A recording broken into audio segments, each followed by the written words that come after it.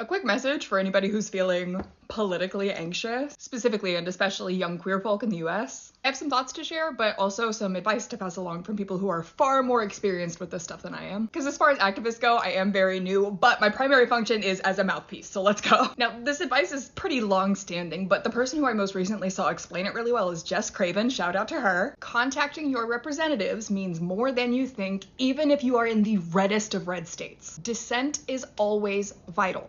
We need to continue acting as if we are in a functional democracy, because we need to be showing that as Americans, that is what we expect. A lack of dissent, despite discontent, looks like acceptance. And let's take a look at Louisiana right now. They just rejected 4 different devastating constitutional amendments from a state that Dems often consider a lost cause. Which, by the way, is by design. The South is so unbelievably politically rigged. The Jerry do be mandering. But success is possible, so we need to be flexing these participation muscles, okay? Florida has 2 very important congressional elections coming up. Please look into those. Wisconsin, y'all are about to elect a new Supreme Court justice, so please lock in. And lastly, executive orders do not actually carry that much power. Trump is basically throwing out royal decrees over things that he does not actually have any say over, and institutions are caving from the pressure. So it is our job to watch who caves and then make that decision